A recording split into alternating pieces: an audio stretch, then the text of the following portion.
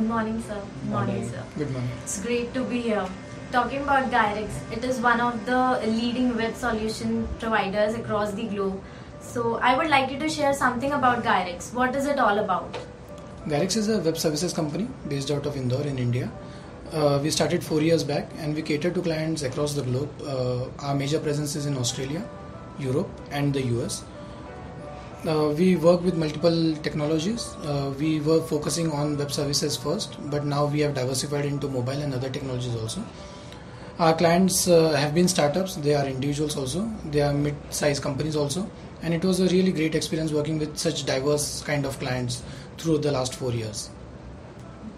So Gyrix in itself is a very catchy name. So how was this name coined? Was there any incident involved? We wanted to have a name which signifies something related to mind, and that is how we came up with Gyrix. It is a medical term which signifies the cerebrals on the brain, and we as a culture we want to create an organization where great minds work together and stay happy. Being a web solutions company, you must have faced challenges in the initial years. So what were they and how did you overcome them? So coming from a service background families, we both were very new to entrepreneurship. We did not know what it entails. So initially the question was about what to do, how to do. And the initial 2 years went about that. We were not sure of how to bring in clients, how to raise money, how to run the company. So we basically learnt all the things on job. We started first, we registered the company, and then we realized, okay, where to find clients. We did not know. So even that was the starting point for us. The infrastructure was there, the employees, the initial 2 employees were there in our 1-bedroom flat, and the infrastructure was there, but there was no client. And then we realized, okay, we need clients also to run the company, right? So being very naive at that time, we went about learning all the things, and then step by step we progressed. So nowadays we hear a lot about Series A funding, Series B funding. So was there any initial funding involved in Gyrix? So we bootstrapped the company, and it is still a bootstrapped company. We do not have external funding till now, and this is a cautious attempt to do that. Primarily because we believe that funding is not suited immediately for Gyrix. Second, because we feel that the pace at which we are growing is satisfactory. So in near future there might be a point where we will look for funding and we will take a decision then. Any advices for young startups? Should they go for funding? So anyone who believes that they require funding and funding will actually help them should definitely go for funding. There is no universal single rule that whether you should go or should not go for funding. We have multiple examples of even bootstrap startups getting successful and funded startups obviously getting successful. So not a single rule does not fit all. Co-founder is a very important position in any company. How did you two connect, and when did you decide to become partners? We were friends before we took up the decision to start. We were roommates, in fact.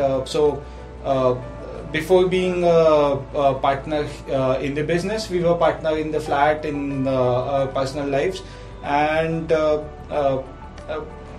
in the journey we realized that we both are very much very much friendly with each other. We know our strengths and weaknesses, and we have complementary skills which are required to run the organization, and that is how we started. So next, what are the qualities that you ensure a candidate must possess while you hire them? The first starts with the basic engineering skills, logical abilities, programming skills. The second, it comes to the personality, character. We ensure that the person has high integrity, the person is honest. And if a candidate satisfies this, then at least he clears the first round. After that, it depends on how great the skills are, what all new things that the person can bring on board. And that is how we go about recruiting candidates. It is said that team management and work culture is very important for any startup. So, how do you make sure you keep a balance between these two?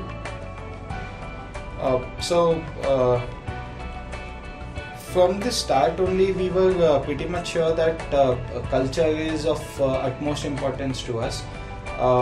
We had some understanding of how we want Gyrix to be, and we gradually brainstormed on that, and we learned from other companies across the globe, and we matured on that. But yes, it's a tough job to manage culture, team balance, and also other items. So, how do you think a business should be scaled? So this is a very subjective question. The answer will vary from company to company. Whether you are in products or services, that is the first criteria. Scaling up services is difficult, not impossible though. Products are easy to scale. So we being in services company, we know the path that we should take to scale up. So the last 4 years we have spent in building a foundation for this company. We have put in processes, we have put in the infrastructure, we have put in the organizational structure. Now we know what all new things we need to do to scale it up. So in the last 1 year itself, we have doubled our strength. Now we also plan to do the same in the next 1 year. When you start young, you actually need someone to help you out in times of difficulties. So were there any mentors involved in your journey, and what role did they play? There were multiple mentors involved who have helped us. There are some who have helped us in a particular situation, and there are many who are constantly helping us throughout various aspects of the business. Many of them have we were able to connect them through NEN. So NEN has been a great strength to our mentor connections. Just to add to this point, we realized the importance of mentor pretty early. So though there were some limitations in finding great mentors in Indore, we connected with a mentor who has helped us on strategic matters based out of Chennai, and that mentor is continuously helping us throughout the last 3 years now. How would you define success and failure? What according to you is success? It's a subjective answer again. Every person would have different answers for this. But then for me personally,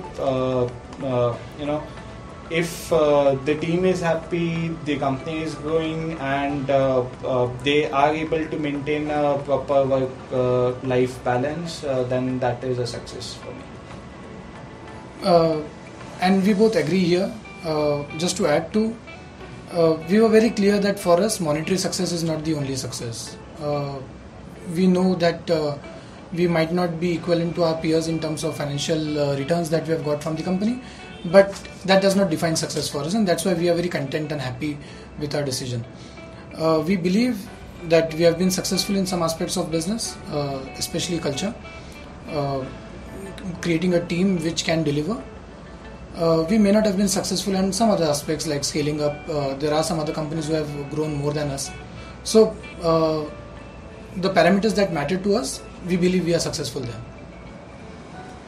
Lastly, any advices for future entrepreneurs like us? I'll take this first. Yeah. So, see, in the last 2-3 years, entrepreneurship has become a very fancy term. It is a sexy term right now to be an entrepreneur. But only people who really believe that they want to do entrepreneurship should jump into this. There are no fixed rules, characteristics of an entrepreneur. We read multiple articles, right? That these are the few characteristics of an entrepreneur. We both may not fit many of those criteria, and we still are doing well, okay? So that's why we feel that please do not go by someone else's definition of entrepreneurship. Second, do it if you really have the passion. Do it if you are in the long term, because in the short term the returns may not be great. Thirdly, not every person should become an entrepreneur, okay? But it does not mean that one particular person cannot be an entrepreneur, right? You may be an entrepreneur, very successful at that, or mildly successful at that, or a failure at that. But do not go by others' definition. That's what our single point is. Yeah. There are some people who you have to find the keywords basically. If keywords like risk, if they run through fear into you, then probably you're not ready as of now. But then if you truly believe that you want to do, and then you have to be there for a longer term, then one should start.